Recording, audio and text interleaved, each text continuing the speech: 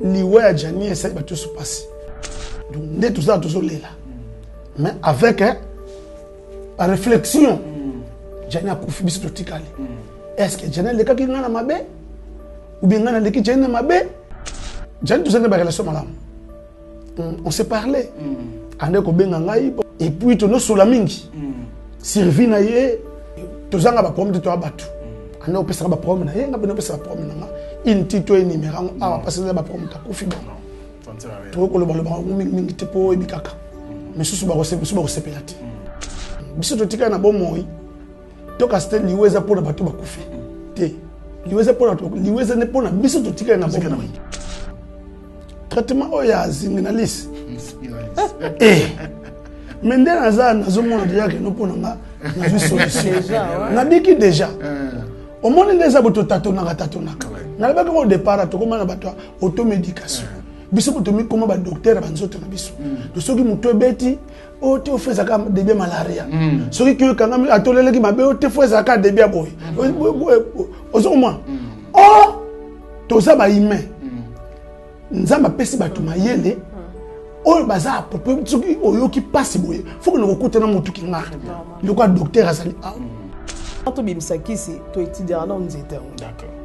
OK, to étudier toxicité en nzete wana. Tout ça la recherche wana sur ça na Kinshasa dans centre INRB. Ba étudier sur nzete. INRB ka INRB. Ah bon? Oui. Laboratoire pour CRMTA abimisaki c'est pour dulcer abimisa ba cosmétique boye ils ont mis ça pour 5 ans et en recherche. Ah bon? Oui. Et ça t'es aux huiles n'étaient pas non. Pour y visa à base de plantes. Oui. N'étaient d'ailleurs mot tout temps ça na balabala. Ata tradit thérapeute a émission que nous étions traitranini nga fana tester toxicité dans moi en tant que pharmacien.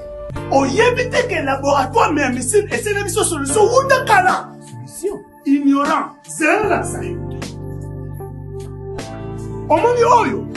Signaliste suppositoire. Oyo. Signaliste comprimé. On a ba hémorroïde. Voilà. Omoni désostérile oyo. Et ça pour la faiblesse sexuelle. Et pour la fragilité pour la bassi. Et qu'on aide ma casse. Mais borax. Ce que c'est traitement nyos tout. Il y a hémorroïde. Nesiko yoko banda ko pakulango. On a nzoto abiso ba papa. Ce qui bon lingi, on mesurait bas centimètre non avant banda ko pakula. Pour me koloko ça, on mesurait les sous. On commande que box toujours champion. On comprend. Ba question nationale question. On consomme si comme soutien na Congo, kaka na laboratoire mais ya missile. Et puis et salami na banzete ya Congo. Banzete kaka ya Congo. Banzete mon soutien. Ya Congo ndé. Docteur Pichou Tondele, yéné savant. Mbote na biso bandeko, ngai docteur Pichou Tondele, dans un pharmacien et formation, dans une formation à l'université à Kinshasa, la faculté de pharmacie, et puis dans sali ba master na niveau ya université Marien Ngouabi, puis na niveau ya Canada, na transformation des agro-ressources et puis préparation de cosmétiques thérapeutiques naturelles. Dans le œuvre dans le laboratoire CRMTA ou ezali laboratoire MMC spécialisé dans la production de phytomédicaments, c'est-à-dire qui c'est à partir de nzete na biso ya Congo.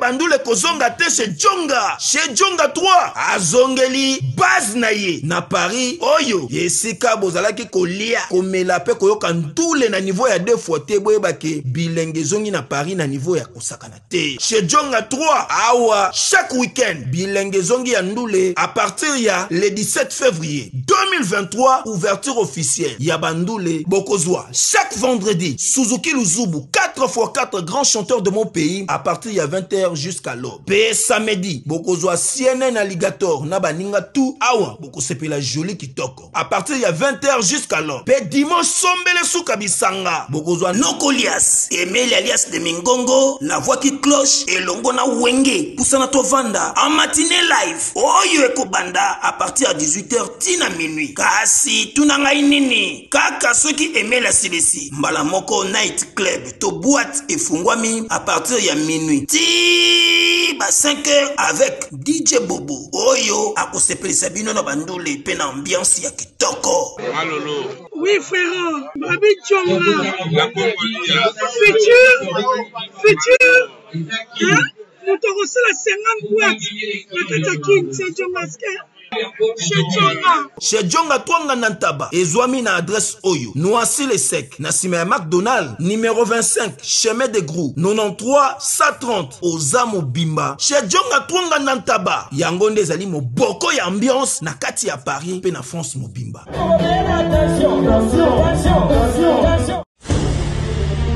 Quel jour est le plus important que celui de votre mariage? Lorsqu'on s'apprête à convoler un os, on souhaite évidemment que tout soit parfait.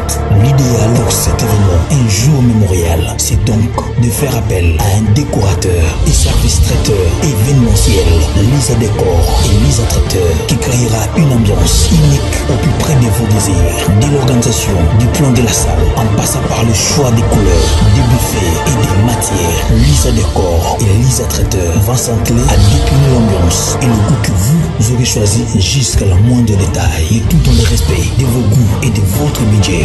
Lisa Décor, Lisa Traiteur répondra à vos attentes selon vos préférences, votre budget et le type d'événement. En effet, Lisa Traiteur, sa cuisine principale est traditionnelle avec différents plats typiques de nos régions. Lisa Décor et Lisa Traiteur s'adaptent au format et écoutent, que ce soit pour un mariage, un anniversaire, un séminaire de plus ou moins 500 personnes ou un cocktail en petit comité de plus ou moins 20 personnes. Lisa Décor et Lisa Traiteur saura répondre à vos exigences.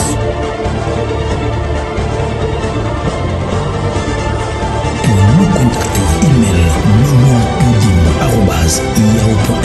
ou appelez au plus 217 298 21 11 ou WhatsApp plus 1 217 693 20 81 ou plus 1 217 819 11 41. Lisa Décor, Lisa Traiteur est la voie idéale pour l'organisation et la réussite de votre événement.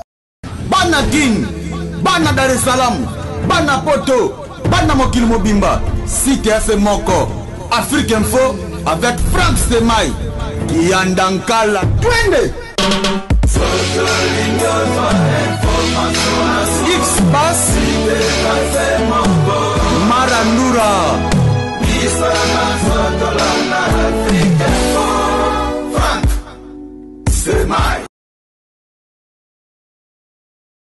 Heureux de vous retrouver encore, mesdames et messieurs, en ce début de semaine. Merci à vous tous, vous qui êtes branchés sur Africa Info. Vous avez bien fait, bien sûr, de nous choisir parce que vous serez très bien informés par rapport à ce qu'on va dire aujourd'hui dans cette émission Face à Franck. Nous sommes bien sûr assistés ou visités par le Centre de recherche et de production de médicaments traditionnels améliorés, CRMTA en sigle. Donc voilà, on a fait une émission avec eux. C'était bien sûr à la foire de femmes organisée au musée national par l'actrice, notre sœur qu'on aime bien sûr, au nom de Karine Pala. Donc voilà, aujourd'hui quand même nous allons faire une émission élaborée. Nous allons parler de cette maladie hémorroïde qui dérange et les hommes et les femmes. Ensemble, bien sûr, Dr Pichou est avec nous. Merci de nous faire encore une fois de plus cet honneur. Dr Pichou, bonjour et bienvenue. Bonjour Franck. Merci de votre présence. Merci, c'est moi qui vous remercie. Oui. Merci beaucoup. Alors, en dehors du Dr Pichou, nous avons l'artiste. Lui, il est déjà. La validaire. Lava, bonjour et bienvenue. Bonjour, Stemai, Talakayo. T'es Nazali. Dieu fait grâce. L'année passée, si nous avons battu mon année, c'est parce que nous avons battu les bisous. Santé, ça va? Oh, par la grâce de Dieu, malgré mon rôle de me dire tout ça. Et mon rôle de caca. Il est possible, non? Et rata moutou. Et rata. Mais comme nous avons des médicaments, j'ai la solution. Très bien. Alors, tu as là lava, tu as un matanga, en dehors il y a hémorroïde nayo. Jani Faye a un biso de sous-souté. Un mot, parce que depuis Jani Koufa qui a l'obité. Oui. Alors que tu as l'ouki au ming na ba émission. Si. Merci, c'était moi, si parce que j'aime la paix et la tranquillité. Ah, c'est bien ça. Mais, liwe a Jani essaie de se passer. Nous avons fait un liwe à Zati. Biso totika na bon moi. Toka c'était liwe za pour na bato bakufi. Te. Liwe za pour na liwe za ne pour na biso totika na bon moi. Donc vraiment, faut tirer les soins belé na ba mawa. Parce que comme on a promis belé bébé na mokili. Oui, to boy tes prédestination. Nous avons dit que mon homme ça jour ya kufa. Mais ça va quand même passer. Même verset le plus court à Bible là-bas, tant on a kufi et Lazare kufaki, ba si Yesu, ba Jésus plaira. Donc n'est tout ça toujours là. Mais avec la réflexion, j'ai na kufi biso totikali. Est-ce que j'ai le cas qui ngana mabe ou bien ngana le qui j'ai na mabe, et ça va pas calculer.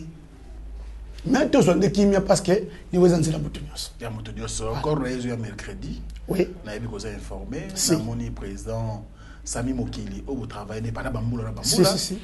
Vraiment ça qui doit les passer à Jani. Si. Pour to bomba tout le monde na. Te ba uta ki groupe moko. Oui, et pas ya oui, pas ya Vengadios. Vengadios tout ça. En tout cas même na porte ba connait kinde qu'on a bango toujours. Donc, nous avons une information. Nous avons une information. Nous avons Sami Mokili. Nous avons que na 14 comme ça. Jani a koufi nabi. Oh, a koufi pour nabi. N'a pas de comprendre pour bazara film mon côté. Jani tout ça n'est pas relation madame. On s'est parlé. Ande ko benga ngai bon. Et ça comme on tebe to benga na giteme. Après un temps tout ko benga na. Et puis to no sola mingi. Servi na ye. Très bien. Et service artistique aussi. Tous les gens ont problème de toi battu. On a pas problème. On a pas problème. Il tito est numéro. Ah, parce que les problème ta coufi bon. Ça ne sert à rien. Tout le monde mingi tipo et bikaka. Mais ce sont recevés là. Voilà. Au salaire groupe na. Bon, pas nécessairement. On a préféré toujours. Notre travail c'est moi qui nous a très à l'aise. Notre travail si nous avons c'est mon qui nous appelle Baptiste. Donc on n'a pas dans la groupe ça dans utile. Parce que si quand nous vivre mieux. Vous comprenez? Na liga tena za liboso ba ninga po mo le na champion. Au moins liboso ba ninga bibi l'échec. Il y a on a préférence les si quand nazali mais j'ai vu mieux. Ah ouais. Ça mo qui te pèse mo de scout là c'est quoi dans Paris pour na ko le lande onae. Ti ko revoya boye. Vous savez combien de temps na ça mo qui? Tu sais bamboule beli. Avant même ça la groupe tous agine déjà. Avant ça même ça la groupe tous akane déjà et puis tant que portable leader groupe on outil ko panana. Parce que la moni ba tous was moi en bon mais quand on encadre ndé ba collègue to agina bango tout ça ba musala elongo pour bazaki ba na ngate ba collègue na ngai. Félicitations la validaire alors paix à son âme. Donc je pense que programme toi na mo yango wana mercredi to vous l'accord à Jani na Kinshasa. Et puis tu continues na bandeko artiste na ba congolais nyonso de manière générale parce que Jani c'est vraiment un artiste aimé par ses compatriotes. Et tu rosele naie na limé nyonso na honneur au yazo mérité et ko sala mala mais bon pour na lelo to robela mingi makambo itali ba problème ya santé parce que ndinga leader la valobia wa liwe eza pona bato ba keite mais pona biso ba etoza na bomoyi to mi batela maladie ozo nyoko na biso to négligeaka o maladie moka mokeza ka hémorroïde nzoka ya maladie ko ça va problème heureusement que nzambe pas inspiré ka bana na ye inspiré docteur Pichu kwa sunga biso lelo docteur Pichu Antoine ngi tozala lelo focaliser na problème oyo OK ozana Kinshasa je vous dis bandeko ba wewa ba chauffeur taxi bato ba kenda ba bureau mona patron penalty ba député bato fanda ka tellement biso ba journaliste vous savez ya ko fanda mona 3-4 émissions par jour ozo fournir ba effort tant ngolem ezate plus que ça la musala alors tout ça toujours bité na problème ya hémorroïde nini ko causer d'abord muto comme na hémorroïde parce que même mon hémorroïde moi zo maîtriser moté nini causera exactement hémorroïde. En tout cas, cause principale des hémorroïdes, il faut appeler ça en définition hémorroïde pour te comprendre la cause. Ok? Hémorroïde sont les nini. Les anini, concrètement. Hémorroïde, et ça, en français, tu as une dilatation de la veine hémorroïdaire due à un certain poids, dû à une certaine pression donnée au la veine ou subir. On peut cet exemple au tangi awa, ba chauffeur, ba journaliste, ba député, ou ba salamoko aza na position assise pendant très longtemps. OK? Ba veine hémorroïdaire wana ezo subir pression ya poids na ye. Monde to fandi boye, o fandi o telemara mingi te, o zoma pose, o mela moi sucré, o zaka ya kufanda na volant na yo, journée mbimba na ndenga bato libanda, aza camionneur a kumbara ba camion remorque par exemple, a sala ba longue distance, azaka na position ya kufanda. Ba veine wana hémorroïdaire ezo subir pression ya poids na yo. Et ça la rend sorte que ba veine en et c'est dilaté et qu'on perd non élasticité dans la circulation makile ça la mara place wana et c'est dilaté donc et vimbi et formé autobenga ba bourrelet hémorroïdaire yangwana nde to benga ba hémorroïde. OK na ndenge ya sorte il y aura deux sortes interne na externe. D'accord. Hémorroïde interne ezara na niveau ya rectum na ndenga kati ba symptômes nango ezala na makasi te oyeba te que aux an hémorroïdes et ça plus soit commis à l'externe ndé ba symptômes et comme se manifester aux hommes on a ba genou ko lemba wana na précédé na ba émission par rapport à cause ndé question opposée ngai mingi ndé na lobby ba travailler na ba position assise na tangi ba bureaucrate ba député ba chauffeur ba tailleur ba journaliste et puis batu o basala musala moko etindaka bango ba mema ba charge ba poids makasi mon na pese exemple ba maçon par exemple azo sala bazo ponga azo tombola ba brique chaque fois biso kuna to kayu to sala ga ya mususu o mema mo ba charge moko boye chaque jour ba veine on ezo subir pression wana. D'accord. Et ça là que et perdre l'élasticité et l'imbisi yango et se dilater et créer hémorroïde. Sikoyo cause principale dans la constipation. Constipation. Oui. D'accord. Cause principale il y a ba hémorroïde vraiment ils a constipation.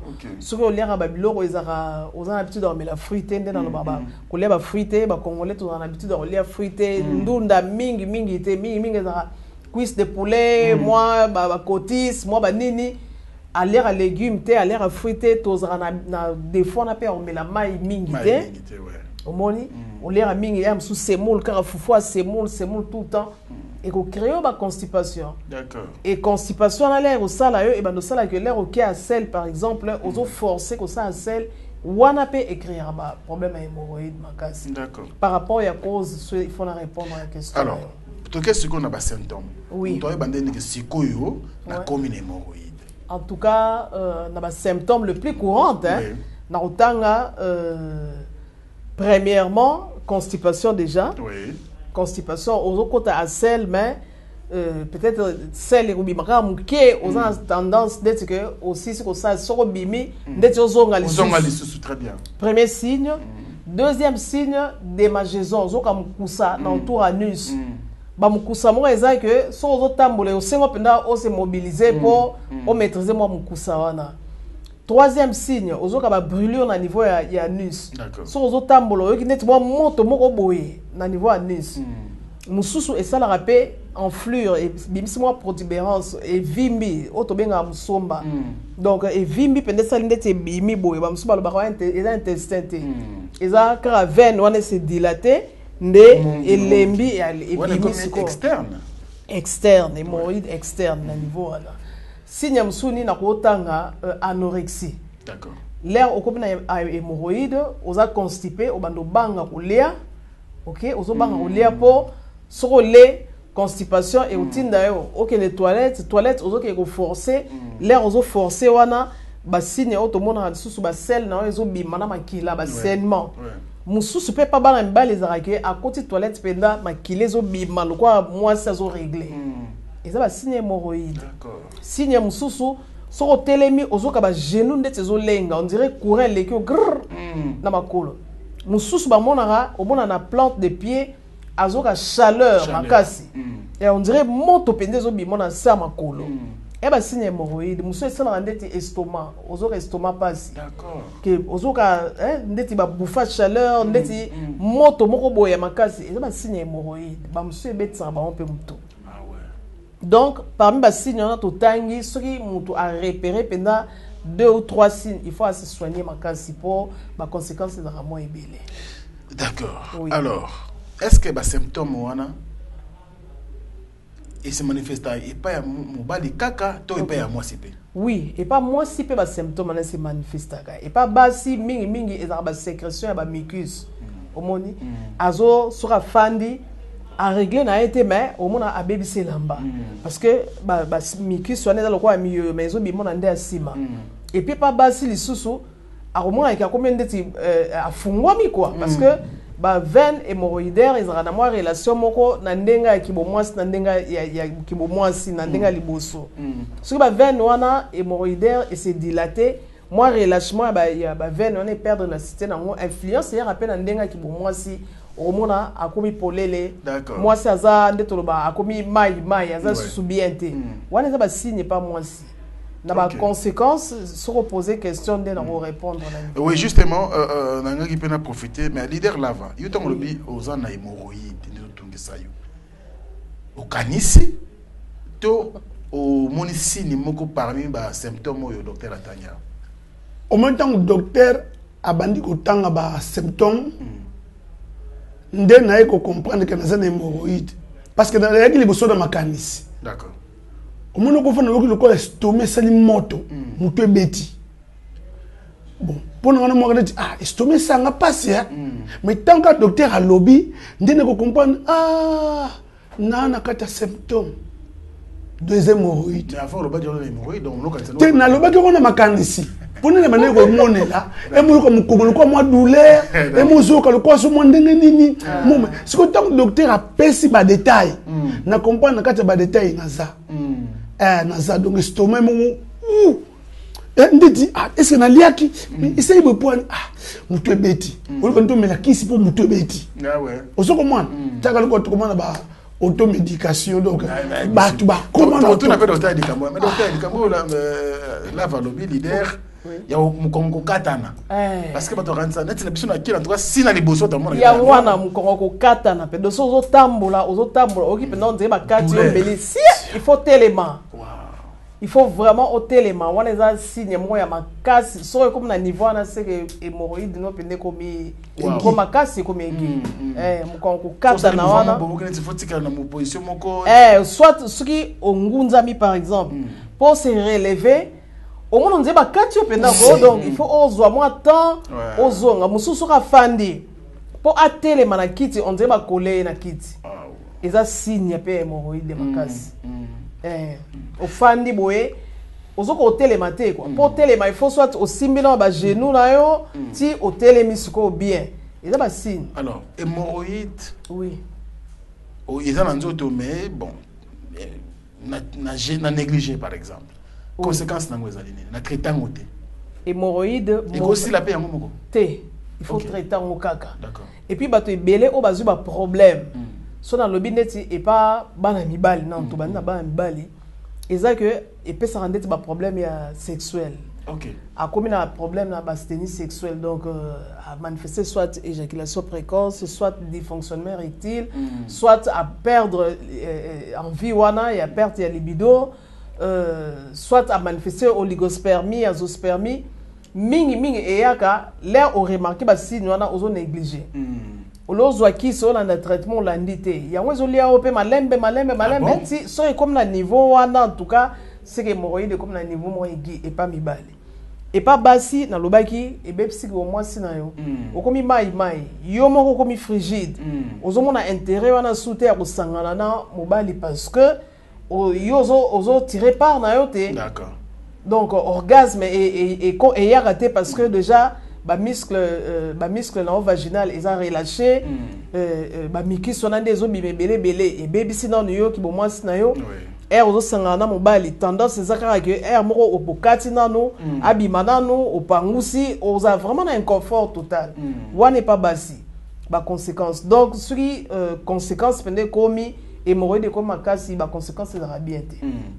Alors Donc, et c'est limité à pas mibali na ba faiblesse sexuelle et puis éjaculation précoce. Oui, mais normalement, hémorroïde générera plus ou moins 34 maladies.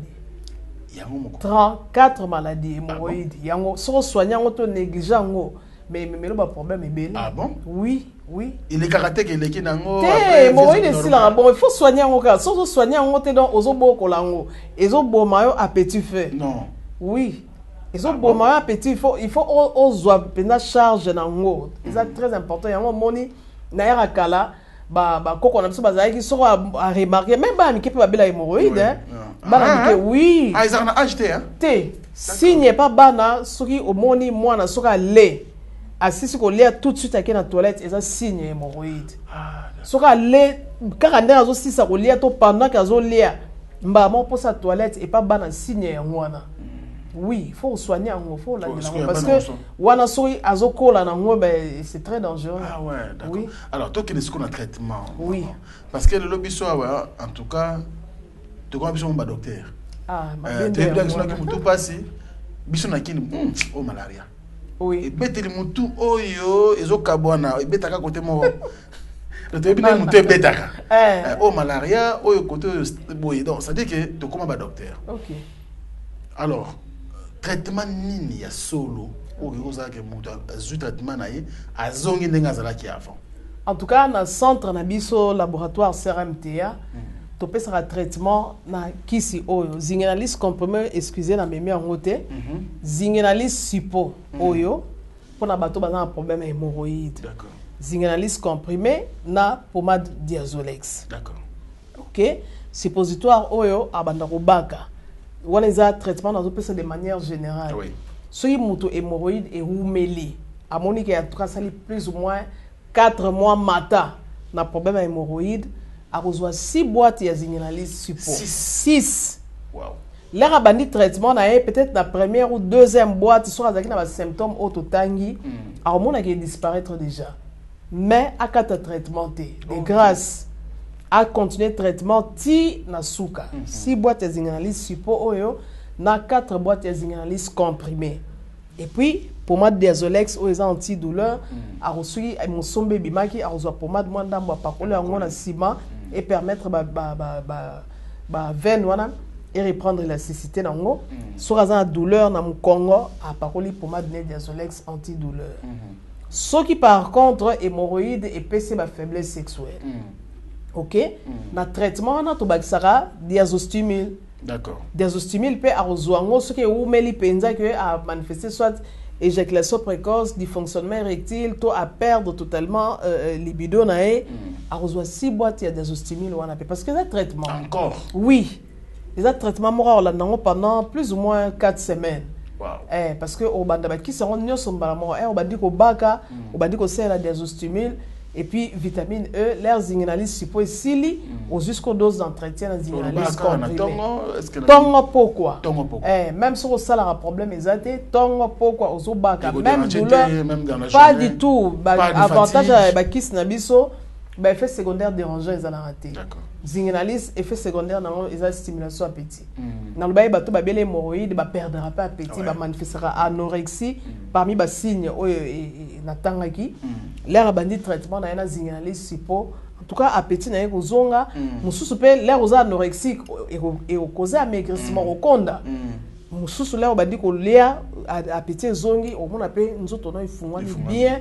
Au comme on peut fonctionner kitoko. D'accord. Donc traitement to pe sarabongo. Yango traitement o ezana bana bana basi. Na bana basi c'est le même traitement.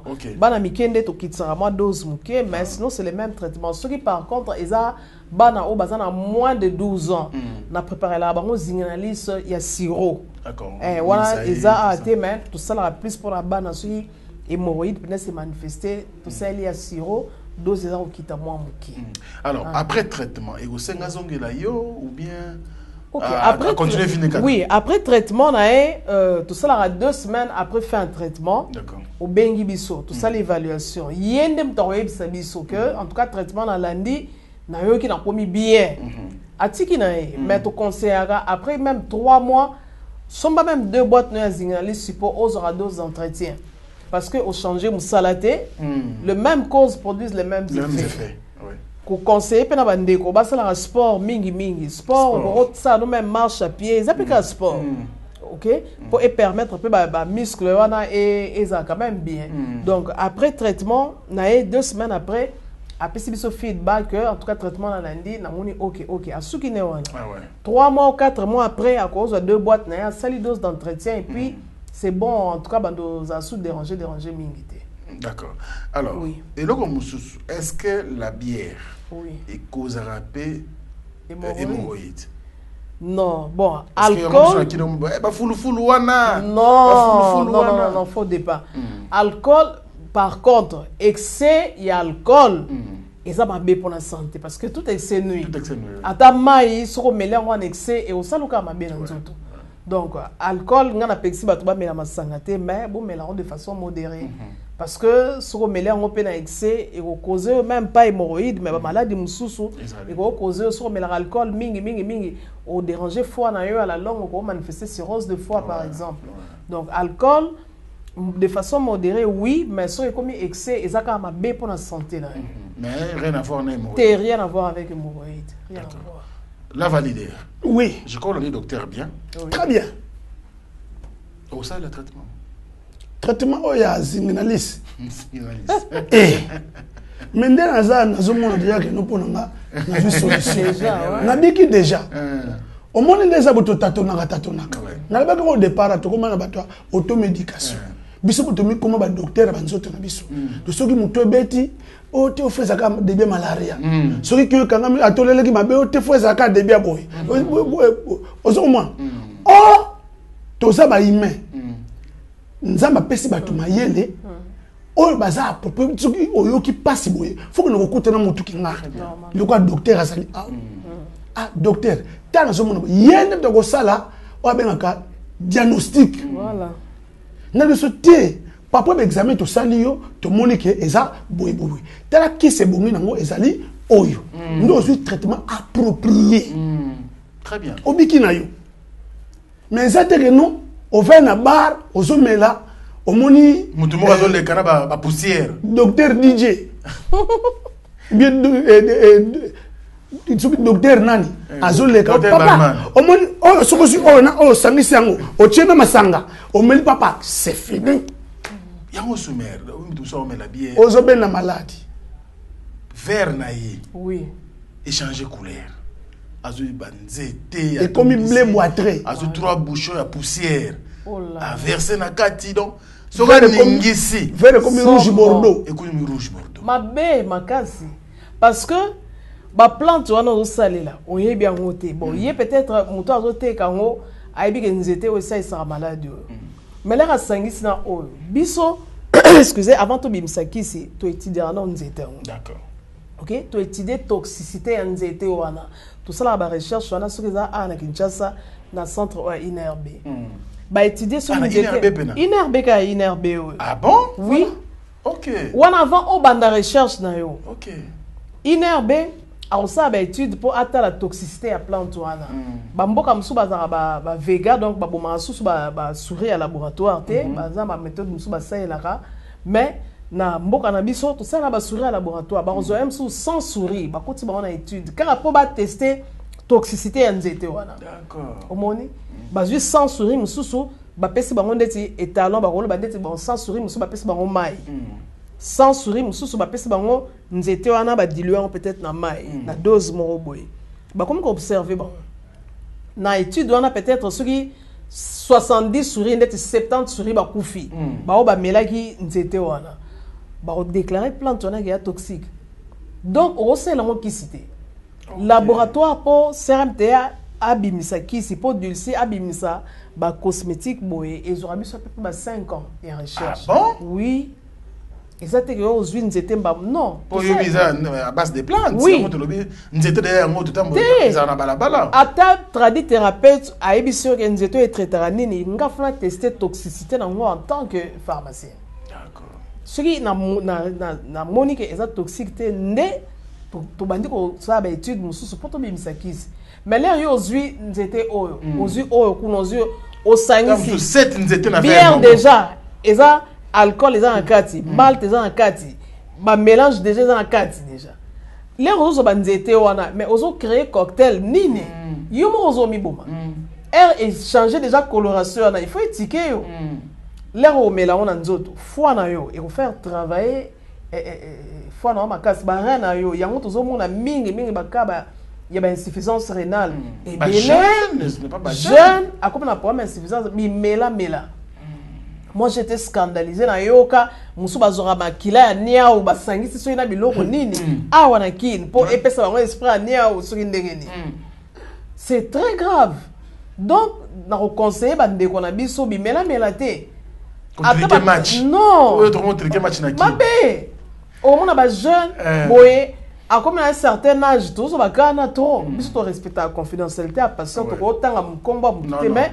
on s'est posé quand même question jeune il y a 24 ans comment impuissant comment manifester problème et asthénie sexuelle 24 ans 22 ans c'est pas normal bimela bipakola non sala boye sangisa boye mais non ezamabe parce que yangwana ozomona yangone bokoko ti paré bokoko te bokoko na biso basala ki onde ngwana te bakoko na biso bayebaki nzeto ezosala boya kotraite yango na nde soki asangisa mafuta mbila soki atia yango na nzamba eza alcool mpo baza bakisi mosusu baextrait nango ndeti principe actif nango ezalaka bien dilué na kati ya alcool mais bakoko bayebaki omoni batangi baklasse te mais bayebaki ke nzete oyo boyeboye mais biso tokomi koexagéré bajeune vraiment baexagéré voilà pourquoi ba génération na biso na ba génération oyo ezolanda baka ya stérilité secondaire eza ebele obotami stérilité mais okomi stérile na bimela na bipakola na biyoka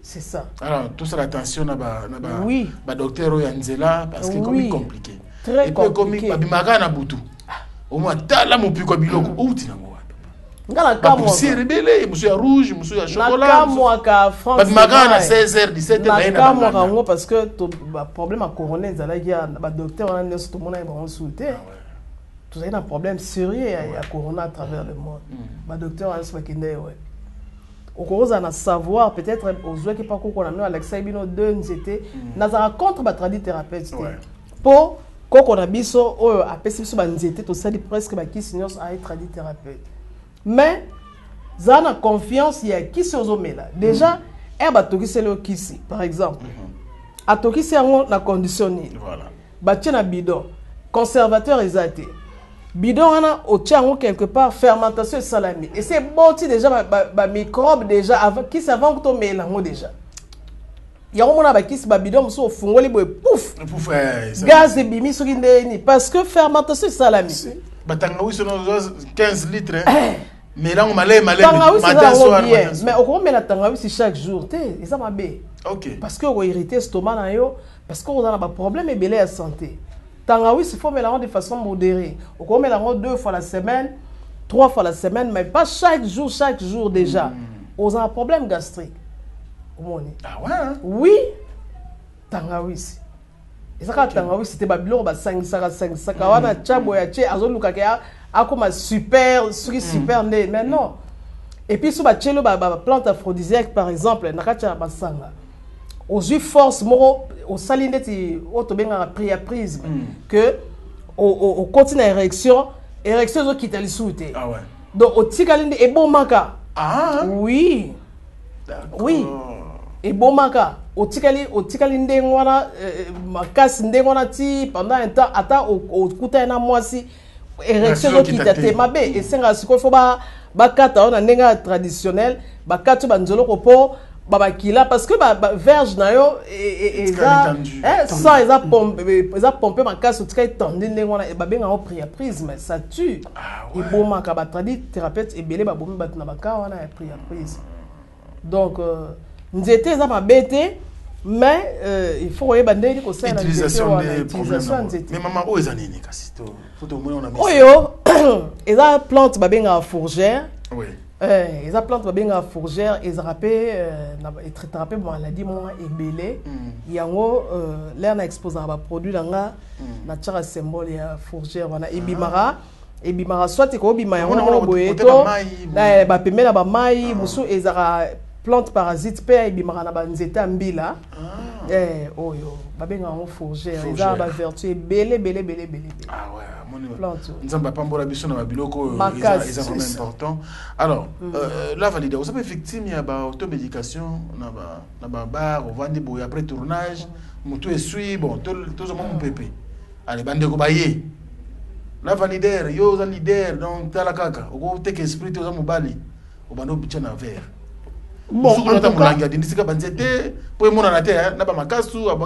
Frank Stemai, en tout cas, ngai nakobuka lokuta te. Nazamuta sembo. Na monaka, mais na bangaka. Ah ouais. Na banga parce que omoni so okufi. OK libela. Ozonga sute. Muto te ke lobi loko wana oyebi yete. Eza na adresse te. Esika za la koyebi te. Osobi nguna butu. Et puis mutonga tika lipapa. Tanga bimi na baro luki bo azate pe courant na ngota limwe na ye. Siko yebi saka inconvénient ko lukile wapi. C'est ça. En cas d'inconvénient ko lukile wapi. Parce que ba malade ya mingi makasi na butu ya tango lalia. Po nyonso so nzoto zo sala. Ale yesko bandi ko tuka yo abi papa yo melaki ngai tala esko esika ngai esko fona bima na nzoto na yo e comme simba bo yoka mutakei victime noko victime de ta mwasi akobeta ma innocent nzoko melaki bimeme na bar o melaki bimeme na bar bisangisa quelle composition zo kota nzoto esko milingi terrible. Mutu a milingi faut que pas mon ganga. Le quoi docteur Tondé la sali awa OK pas na docteur tala na zo ka boye. Yenda za doué à la matière. Ayebi nini ya ko sala pona yo. Ayebi examiner ko sala pona kisi ni ko pesa yo. C'est ça le problème. Mais yo omi traiter yo moko na bar. C'est ça. Po okana ki fille moko. Obi fille wana lelo ngana ya en tout cas fini la récréation. Nous avons fini la récréation pas na yo ko zala kaka. C'est ça. Voilà ko zala yo. Ya ko zala yo ko kende. Et puis il peut installer le problème te. Ya sala mabete. Yo no so kanele lenga mabeme yo ndo ko kende ya ko tika. Ya ko gagner. Mais docteur, est-ce que vous avez pas quand ndengona muta meli biloko na ye place boyebite? Oui. Ba yeli bino ye kaka. En tout cas, Franck, pour la vérité, généralement, biso tozarande ti dernier rempart. Oh là là. Muto atamboli meli mela na ba kosi amoni pare que bon espoir ici ba ya rande para biso. Oh là là. Donc biso vraiment tout ça dernier rempart penda. Tout ça ba kane belé. Oh là là. Et belé penda belé o apakola ki boye o asala ki boye apakola ki bon en temps à comboter que système et autres les malsoutés donc vraiment a commis à plat à BBC donc système et koufi libéla comme moi aussi tous en bakana trop malheureusement yango toujours y a pas nabino toujours y a pas bande comme sous pour te faire passer message wana botika bimela mela ko pakola babilo boya et pas ba professionnel pour balanda bakana ya bakay moko ebele pas seulement en Congo partout à travers le monde bakana est belé oui ndana mambo manemo melaka avant à passer rapport et puis c'est pas normal. C'est pas normal. Nous autres, non, biso ba kiss na biso ndeti diazostimine. So on dit traitement na yo. Ozongi yo. OK, d'accord. Eza lokwa ba molécule musu te na tanga ba kombote na tanga ba molécule ndeti citrate acide nalphile par exemple. Et ozo melango et peso force air wana. Après acte sexuel ozongi loka na maladie. Non, mais biso eza traitement. D'accord. Ezo aider yo pour reprendre ba faculté no avant ozonga yo. On a besoin de soutenir comme la bimela. Biso c'est un traitement. Parce que bimela ana et matisio après pique l'air et mati après l'air et quitta. Au comme irrécupérable et comme moi passe. Oh là là. Oui. Alors docteur, problème sous a problème pays à Kozoayo. Oui. Parce que biso je connais tant au côté merveille ma pour yemura ebisio. Il est technicien va recourir la numéro ta songa pa comme mon boulot. Oui. Kozoabino. Parce que là, en tout cas, on a dit que 80% ya ba Congolais basa na problème. Oui. Ça il faut na le vérifier. Non, c'est 90%. 90%. 95%. 95%. Bana même problème qui est là-bas, qui est bandeko. En tout cas, surtout quand on a un problème parce que Zanzoto, il faut aider là, c'est normal. Mais si quoi yoko zoabino. Ok. Yo zara tantôt na Kine, tantôt na Canada, tantôt na Kine, tantôt na Canada. Mais pour de repérer tika la que bon n'importe quel malade na robela, ngai docteur na ngai docteur Pichu Tondele. Ok. A kosa la moderne ndenge nini. Kozoabi c'est un problème de ceux qui na na Kine. Numéro na téléphone affiché na bas écran. Soki na zate ana Kinshasa assistant na ngai nde agera numéro de téléphone. Numéro ande otika la pas assistant. Etika la pas assistant. D'accord. Soki bobengi assistant o lingi ka osolo ananga obenga na numéro ya Canada o affiché na bas écran na yo. Et puis awa na Congo na Kinshasa toza na adresse toza na avenue de l'université numéro 123 même soki na zate ba docteur Moussou Baza o baza na qualité na ngai o na commune ya limité entre Yolo et Zona Capella sur université. OK. Université 123 référence c'est ça Henri Capella 2. Capella 2. Nous avons vraiment sur la route à l'université au moins la commune centrale de distribution mais MCN et des ostumés. Toza wana. Bandeko o baza libanda ya mboka. Ba contacter biso un téléphone na WhatsApp tout le numéro affiché est connecté na WhatsApp. Tout ça la consultation na téléphone ba o baza à distance, OK? Na reconstituer na téléphone, na retour na yo 2-3 questions, tu interagir et puis na komeli yo kisi. Kisi orozwango ba baza libanda à partir du Canada, to tindaka kisi un peu partout dans le pays mususu, OK? To tindaka en tout cas partout. Partout au batu bazali kisi komaka. D'accord. Bandeko baza à Kinshasa, bakoya na centre na biso wana, bakozwa kisi wana. Bo bandeko bana ba Lubumbashi, ba Kolwezi. Bande na Lubumbashi toza na représentant pe kuna na Lubumbashi. Azali numéro na EP est affiché wana donc représentant Azali au contacter en tout cas qui si partout au Tinda. Donc bandeko Kolwezi, bandeko bazona partout Kolwezi, Zambie, Afrique, Nyonso, Lubumbashi, to Congo azo Tinda pe à partir à. Alors question monsieur ndeko moko benga tunenga mais pourquoi bozo te kabilo ka kitoko boy. Oui. Mais bozo créer ba pharmacie na ba un peu partout. Bonne question Franck. Au moni biso tous un laboratoire pharmaceutique. D'accord. OK? Et ça boutique té. Pour tout un représentant quelque part, il faut avoir qualifié. Ah d'accord. Ou azo représenter biso à Lubumbashi, un pharmacien. OK. Un diplôme pharmacien parce que l'air oyambi muntu. Ezaka tembala mona opeso kisi. Et nazo solo ana yo eza diagnostic ndenge ndeko na biso la valobi awa. Na établir diagnostic na solo ana il faut na eba. Est-ce que obela maladie mususu à part problème hémorroïde posenga est-ce que obela ba kisi mususu mutu nyosa rosala ngote il faut avoir un professionnel de santé un pharmacien c'est ça donc pour tout tchaba représentant trotia na niveau à France déjà tous ans pour parler représentant aux alamais il faut avoir un professionnel de santé il faut avoir un pharmacien o ya yebi penda musala yango donc problème surtout tché représentant na Zambie, tu es représentant na Gabon, qui c'était comme partout dans le Sabino. Na Gabon, na nini, il faut un professionnel, il y a domaine na biso azalawana. Donc c'est pas n'importe qui ndé à côté kisi cosmétique, je peux comprendre encore. Mais bah kisi on essaie à peine que il faut un professionnel pour repérer kisi boy peut-être mais là bah kisi muso belé kisi wane ko sangana o té et ça moi passe. Heureusement pour la CRMTA bah qui n'a pas une interaction médicamenteuse c'était jusqu'à ces jours. D'accord. Bah détecter interaction donc même sur bela maladie songolo pakala au melara kisi troye biso ndenge au sala au espace ba air prise pose un traitement na yo. D'accord. Parce que biso a on a Kinshasa, c'est une autre personne au Ngango. Oui. On retrouve mes médecines un peu partout dans la pharmacie. Oui. Et kota nango en tout cas mes médecines.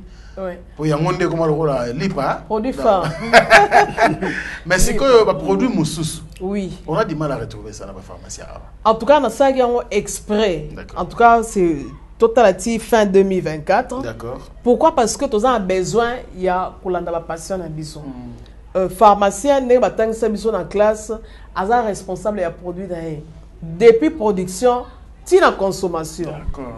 Omoni na lingi batu o bazozia rozwa zingenalis par exemple o bazozia rozwa allium o bazozia rozwa diabéwine to landela bango quand même erazu diabéwine a on peut ça feedback en tout cas là na melaki et cela kinga boye ndeti na repesa exemple ya kisi oya menga ya makila omoni nga achaki indication principale anémie mais tu peux découvrir à partir ya bato ba bisela ki menga ke ils ont traité démence ils ont traité ba problème bato ba problème ya amnésie o ba bossa na pas ba perte de mémoire eza bato to pesa ki menga bien en tout cas na nini nazaki na problème boy mais na moni eza résolu 2 3 4 5 personnes to sali sur étude sur yango menga à part entière activité anti-anémique ils ont traité peu maladie moussous donc na salengo vraiment exprès ti 2024 mais ba romona ba produit partout mais Amycine est là sur le marché depuis 1989.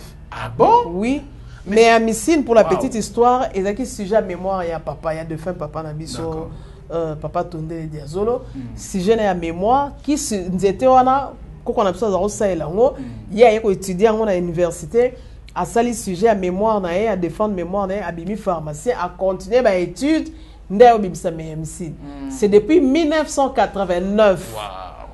Nazaki surpris à mon Amycine à Israël. Ngamo na kamo na kutango $50 na bravo. Non, bravo. Oui, en tout cas bravo. Israël na mon Amycine na diazostimule. Ba otra boîte mo $50. Boîte moko, il y a des ostimule $50. Na fungola na tala vraiment produit na biso na zoaki et c'est non, il faut que tu continues la recherche. Qui c'est qui? Oui, donc c'est ça. Pour répondre à la question, il faut pas professionnel, ne pas s'occuper d'un mot. Donc, pour toi, docteur Maxon, toi, diabéoïne, zinguinalis, tout ça, diabéoïne, tout ça. Il faut moi mais déjà, oui, mais déjà, Zinguinalis support, on a comment les vend déjà parce que circuit de distribution, il y a un laboratoire, il y a surtout salle dans le laboratoire, tu peux ça dans un grossiste, dans un dépôt pharmaceutique. Déjà, Zinguinalis, c'est comment tu as dans un dépôt. Ah ouais. Produit moussous, on est à Lyon, au monde on a pas nabiso diabéine, au monde pas nabiso pour nazo lingana zoa, ba feedback, ba information, ba zoye langa, ezo bakisa, ezo bakisa moi ba élément dans dossier scientifique autre côté ça, à niveau ministère santé. En tout cas, docteur Pichu merci beaucoup Naebeke Bandeko Bazali Béni par rapport à exposé Nayo. Et je pense que c'est que Bozali, en tout cas, bon, comme elle surtout les cambo automédication.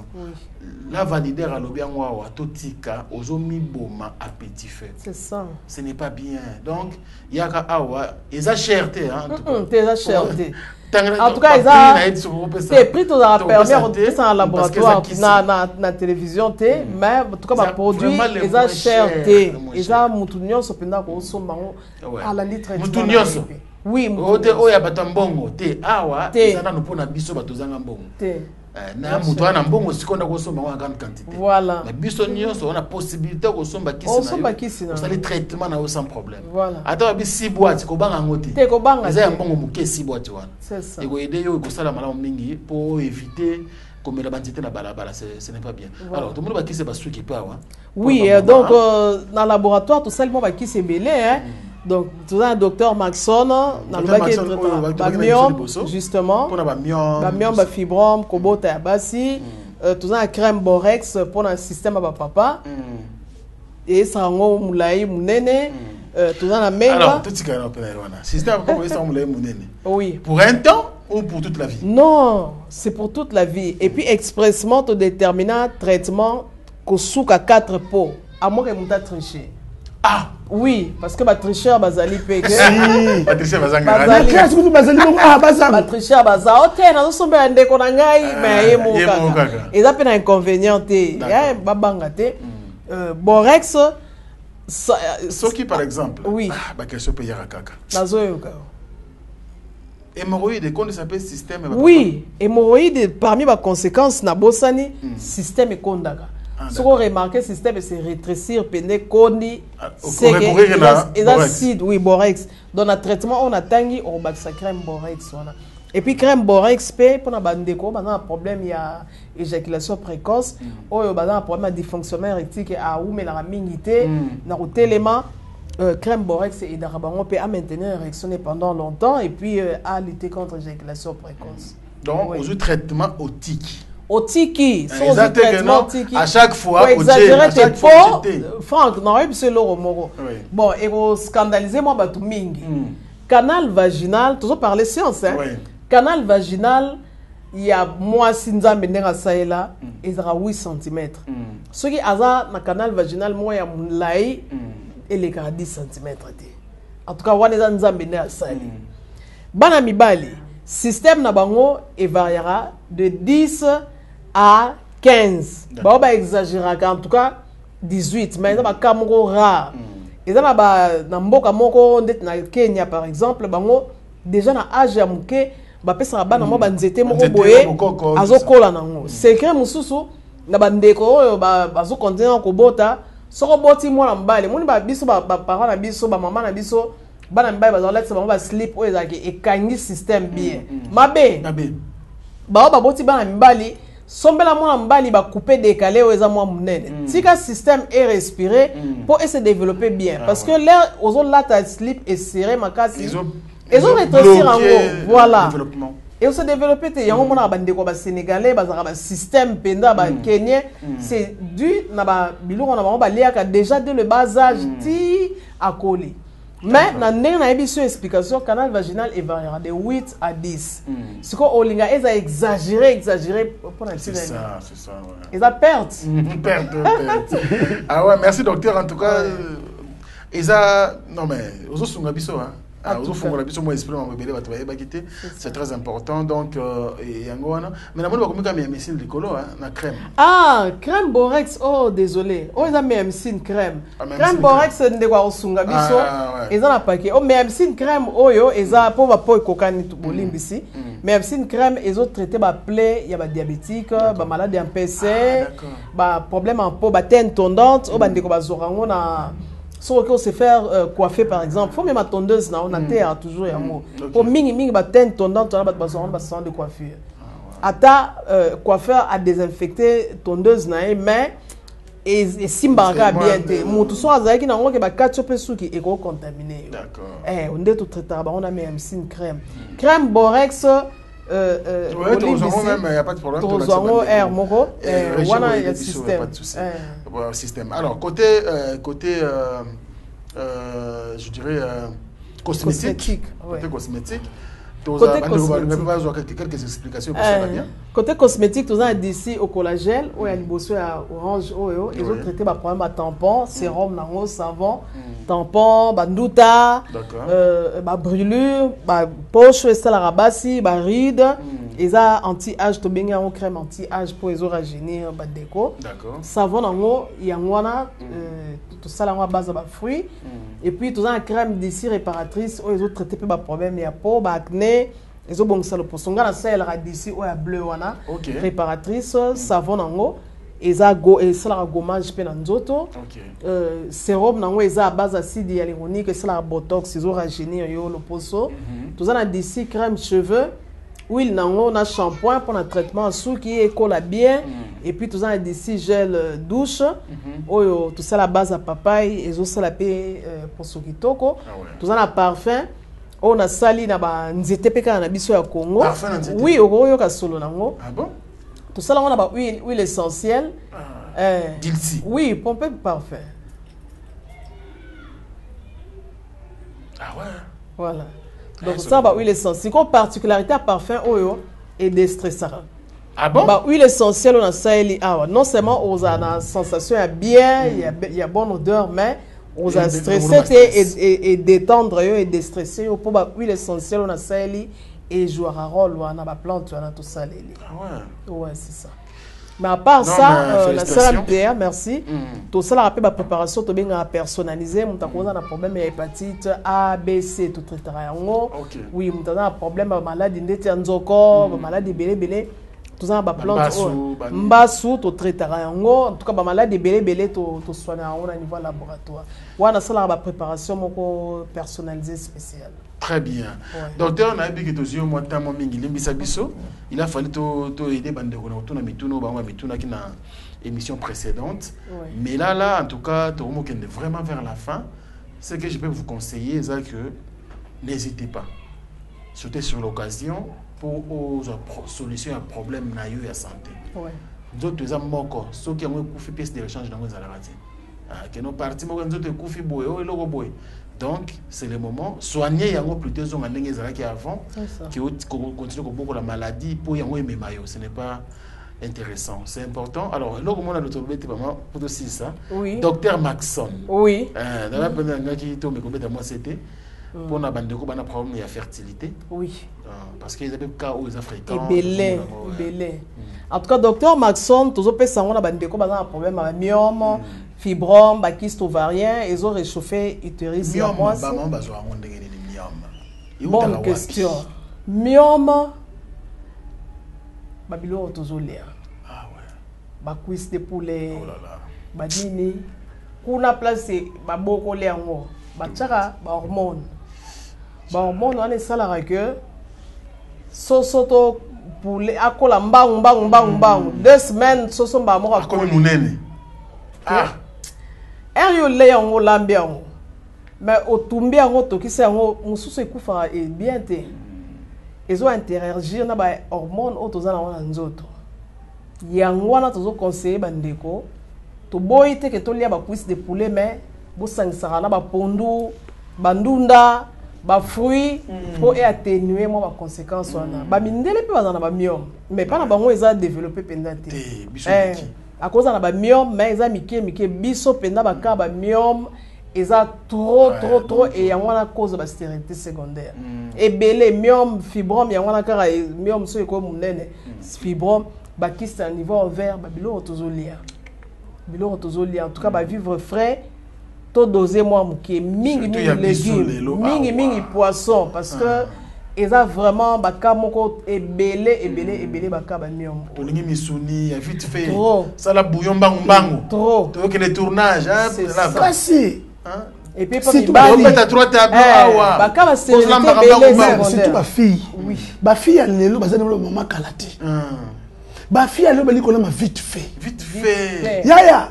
donc a comment du wenzita suka na coin a bendika ta et ben jusqu'à 30 minutes fois moto nzoka il y a des conséquences qui en découlent oui ayebi na iti oui voilà c'est très dangereux parce que makambo ndeko lava lobi ya solo mususu aromema kutu pondu na ndako kutepa osala ndako na wenze déjà bakomo sala ngo déjà basukole ngo basukole na condition nini na wenze déjà.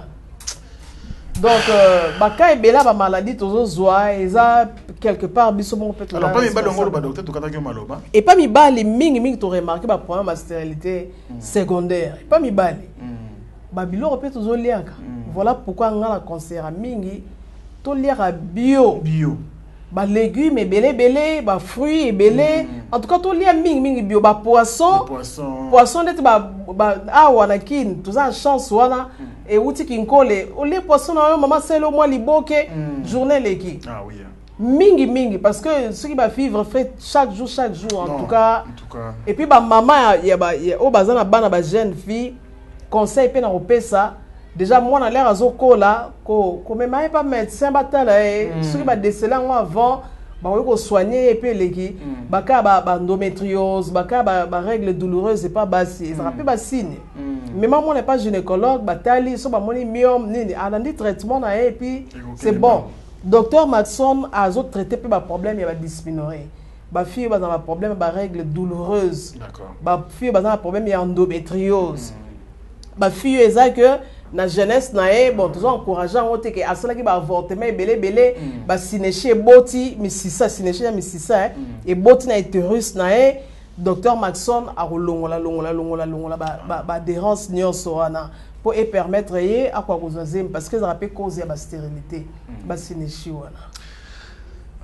Centre de recherche et de production de médicaments traditionnels améliorés donc yango de to yambi lelo awa avec la représentation de Madame Pichu Tondele, yemte côté la bisona ba produit bomoni awa sincèrement ils ont occasion moko ya bien bolingaka ba émission vrai ba émission à buzz pour détendre biso to seka mais le plus important c'est la santé pour se détendre pour nous autres on fait ça non bien là alors to seki si on ndengeni ata lava bandi théâtre ati lobby te fank c'est mal dans monde na zaboye pour na section pour na santé so na bonne santé no section simbatin no section ndeni donc bondi maintenant to la rabino ba rambo pour yango ndeza li pona le survie na biso, pour la santé na biso. Parce que la santé n'a pas de prix. Voilà. Osko est à bas prix. Donc, sauter sur l'occasion, ce que mon numéro docteur, il y a un affiché pas numéro naïe, à Koyambaye, mon sauter aux yeux assistant naïe, aza vraiment en permanence pour la biso. Tu travailles na mobile naïe pas à docteur Maxon, Yemoko donc. Bengi, bozo explication, tout ça sur mon numéro, bangote benga tangaï. Oui. Na repasser au numéro docteur Pichou. Ozoyer. Tonga na bengeli oye bonso na ndeko. En tout cas, je ferai tout pour que bino boko ya ba produit biso tozo expérimenter na la validaire. En tout cas, nga dans d'ici 2 semaines, 3 semaines, on a eu bino résultat et puis on a lava après 3 semaines. Si. Na hémorroïde na yo wana comme igi wana a ozonga la biso à témoigner. Na ko témoigner. Na ko témoigner. La validaire to komi na suka.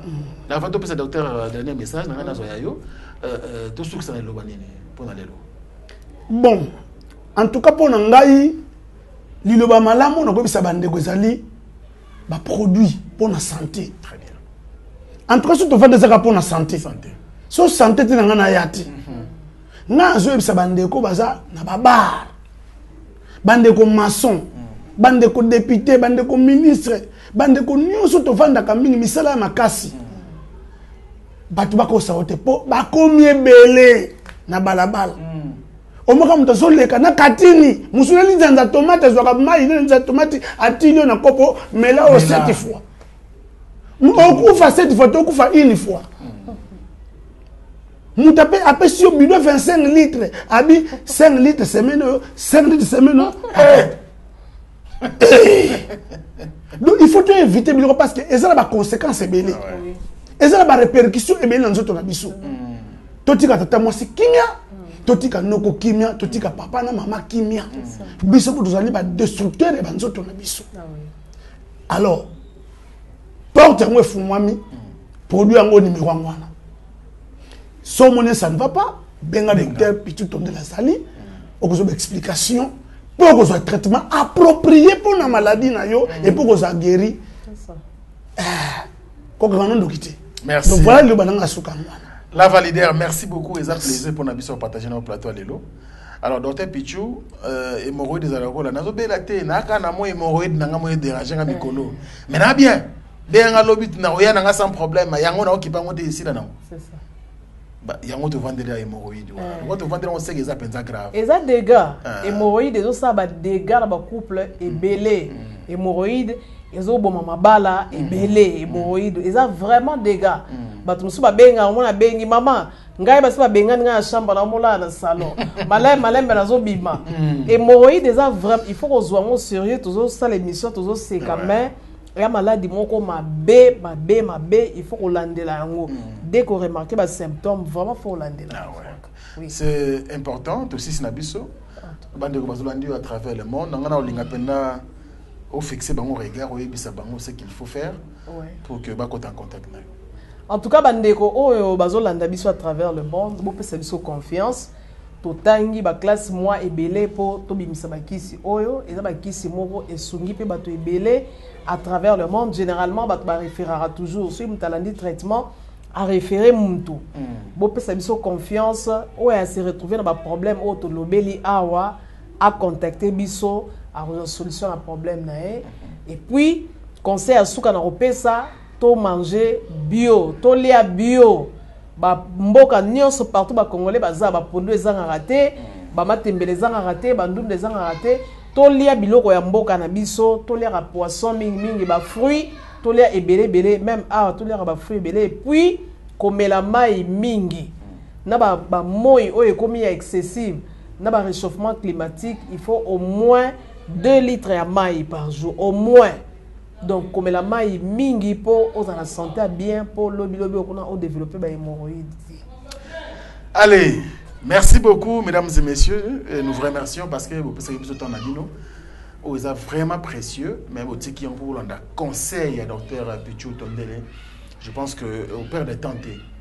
Ce qu'il faut faire plutôt télématique au téléphone benga pour que enfin docteur Pichou Banda travailler na yo malembe Si vous avez santé normal avant, n'hésitez plus parce que les numéros sont là. Donc on a contacter sans problème, sans condition d'ailleurs. Je vais vous aider, je vais vous orienter vers le centre Oyo Toyambi Lelo. Alors merci à vous tous. Je remercie Bruno. Je remercie également l'équipe technique qui était chapeautée par Merveille Mampouya mais aussi Obed était avec nous. Et si vous avez un petit souci, en tout cas, n'hésitez pas, les numéros sont là. Merci à vous et à la prochaine pour la suite. Au revoir.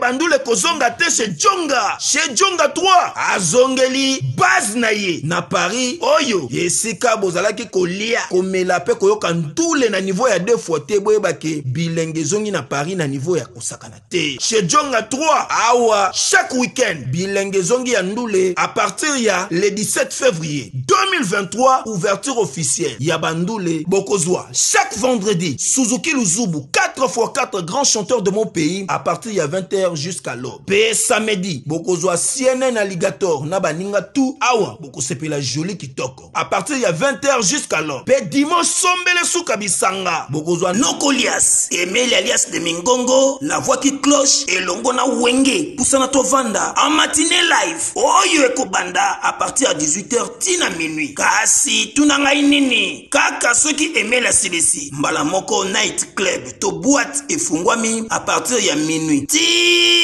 Ba 5h avec DJ Bobo Oyo akosepelisa bino na bandule pe na ambiance ya kitoko. Alolo. Oui frère, Babi Djonga. La Congolia. Futur. Hein? Nous t'aurons la 50 boîtes. La Katakin, c'est Djonga. Chez Djonga Twanga Nantaba ezwami na adresse Oyo Noisy le Sec na sima ya McDonald numéro 25 chemin de Grou 93 130 Ozamo Bimba. Chez Djonga Twanga Nantaba yango nde ezali moboko ya ambiance na kati ya Paris pe na France mobimba.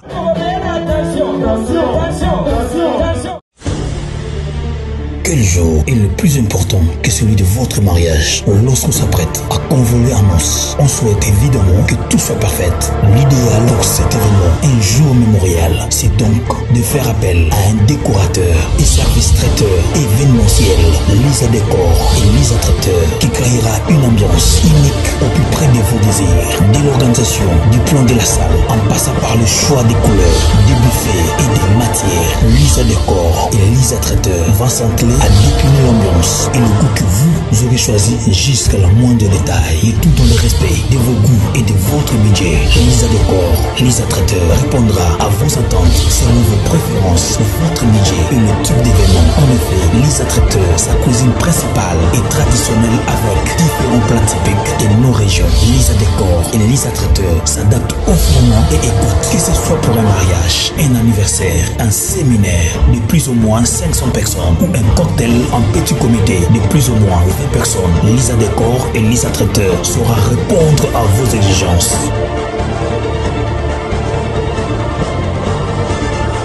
Pour nous contacter, email mignon.yahoo.fr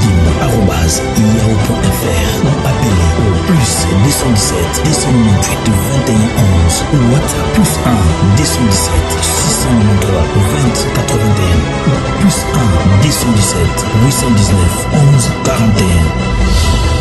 Lisa Décor, Lisa Traiteur est la voie idéale pour l'organisation et la réussite de votre événement. Bana King, Bana Dar es Salaam, Bana Poto, Bana Mokil Mobimba, CTF Moko, Afrique Info avec Frank Stemai, Kiandankala, Twende. X-Bass.